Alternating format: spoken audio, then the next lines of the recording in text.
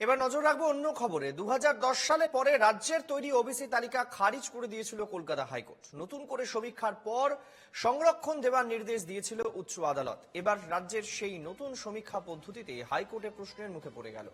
যে 113টি ওবিসি সম্প্রদায়কে তালিকা থেকে বাদ দিয়েছিল হাইকোর্ট, নতুন সমীক্ষায় দেখা যাচ্ছে সেই বাতিল হওয়া সম্প্রদায়গুলি থেকেই ফের আবেদন গ্রহণ করেছে রাজ্য ব্যাকওয়ার্ড ক্লাস কমিশন।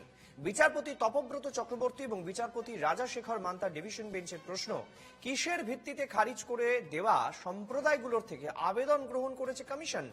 কেন কমিশন নিজে কোনো বিজ্ঞপ্তি জারি করেনি? এরপর আদালতের নির্দেশ, এখনই বিভিন্ন সংবাদপত্রে বিজ্ঞপ্তি দিতে হবে কমিশনকে। মামলায় national commission for backward class বিভাগকেও যুক্ত করেছে হাইকোর্ট। কমিশন আদালতে আবেদন করে, যেহেতু পদ্ধতি শুরু হয়ে গেছে তাই এখনই যেন হস্তক্ষেপ না করে হাইকোর্ট। হাইকোর্ট আপাতত হস্তক্ষেপ না করলেও পরবর্তীতে হলফনামা দিতে কমিশনকে জানাতে হবে।